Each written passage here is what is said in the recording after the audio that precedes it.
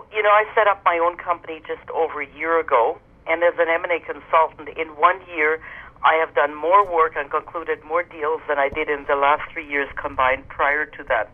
So yes, I do believe that the M&A activity has very much heated up in 2012 compared to earlier years.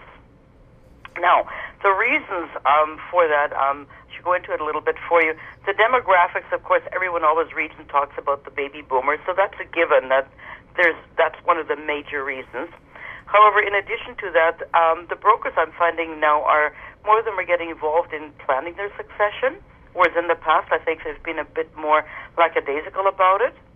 So they seem to be moving forward in the right direction to get their plans going. The third reason that I find is that the family succession in this day and age is rare.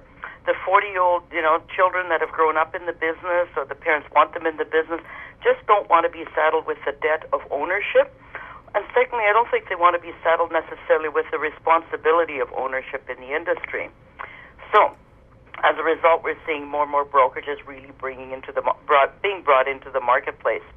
And, the last reason I see is that the high value of brokerages have consistently continued to grow and be there. And the reason there, again, is we have more buyers than sellers.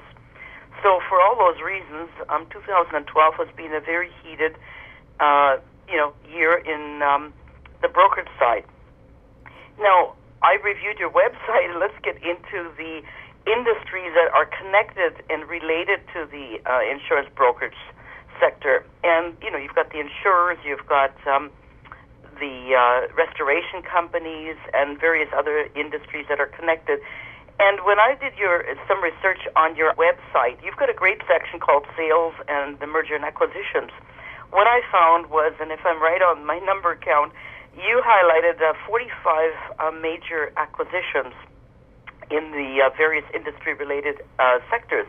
However, what doesn't get into your website is that there are so many private acquisitions which just get done behind the closed doors. Mm-hmm. They just never get into the headlights because they are private, and the brokers who have made the acquisition, they may not be publicly traded.